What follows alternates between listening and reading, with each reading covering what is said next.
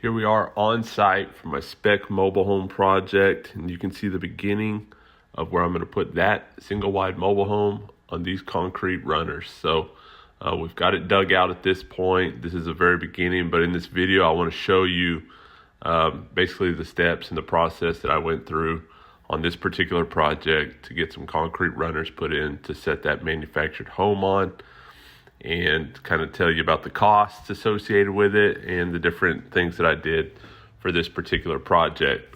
So I got some engineered plans on the concrete runners and kind of just went off those plans to make sure that everything was done for this particular home on this particular site, and hope to share that with you. If you would, subscribe to the channel. If you find some value in this video, give me a thumbs up.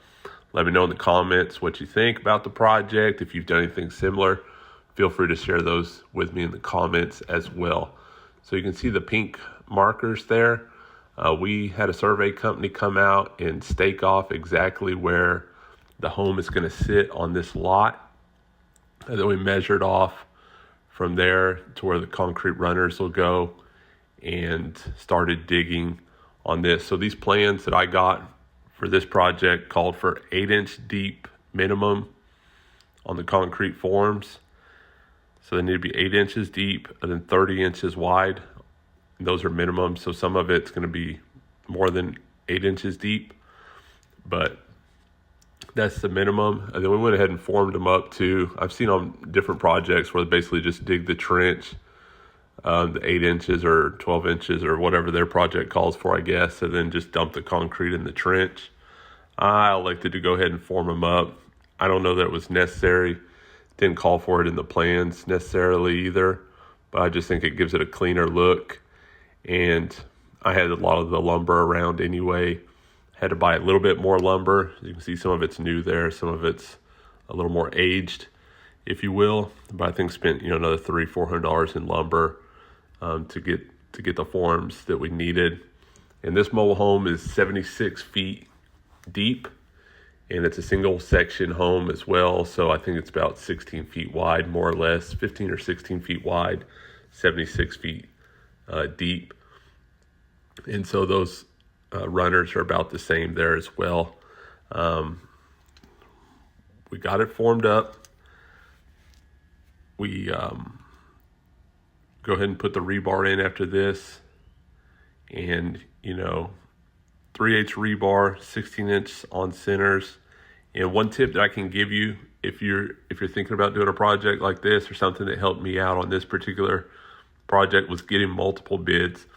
So for these concrete runners, the manufactured home dealer had a contractor, that they sent out to give me a price on concrete runners for my particular home that I was buying.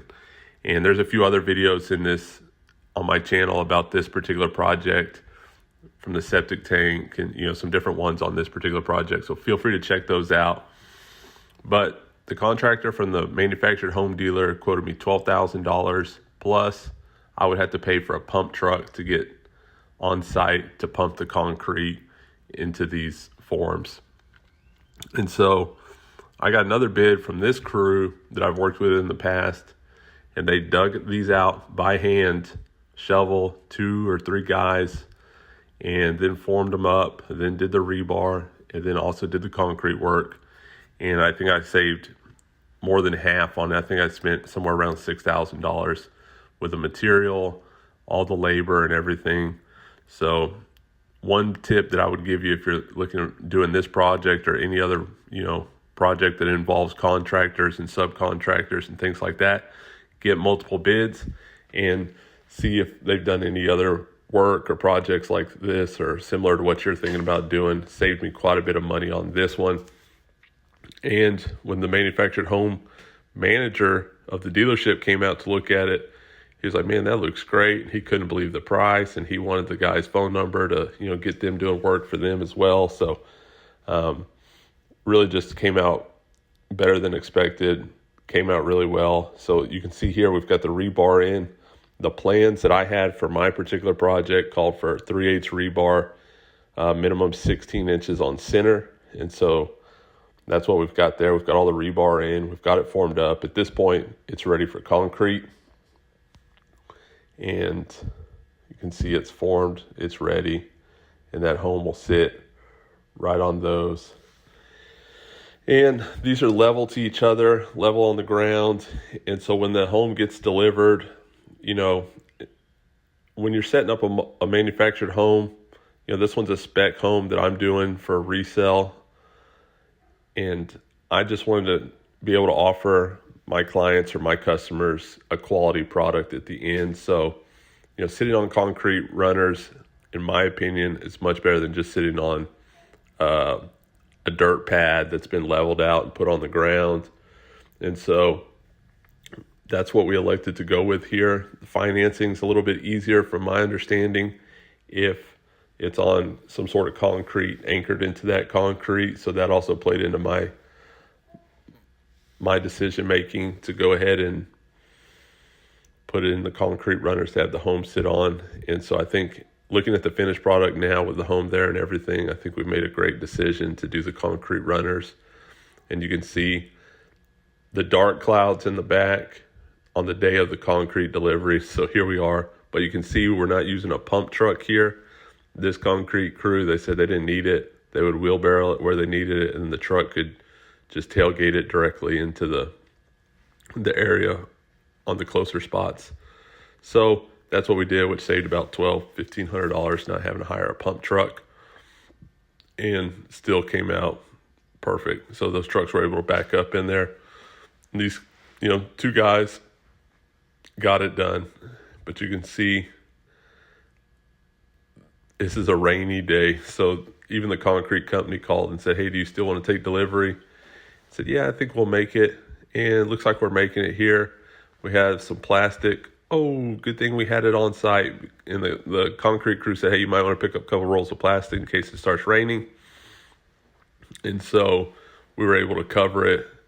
If you think about concrete, it comes, you know, it's one of the main ingredients is the water, which gives you the consistency, which works on the, you know, the amount of time that it's going to dry and how it's going to cure and things like that.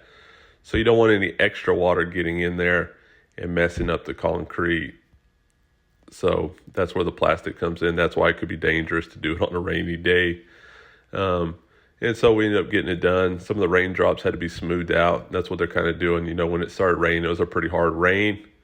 And so they're just kind of getting some of the drops out, and they got it done. And then it started raining again. So it was a back and forth on that. But overall, we were able to get it in, get it formed up. And then when they delivered the manufactured home, it just rolled right up on top of that. They got a drill, drilled in some anchors to these concrete runners, and tied the mobile home down to that. And I feel like ultimately came out really well. So here's the next day after it stopped raining, after the concrete cured. You can see he's running on it. So hey, perfect. Couldn't ask for better. Came out really well. And so these concrete runners are ready for a mobile home to be delivered. We'll take the forms off, take it from there. Appreciate you checking out the video. Check out some of the other ones on this project. Subscribe if you would.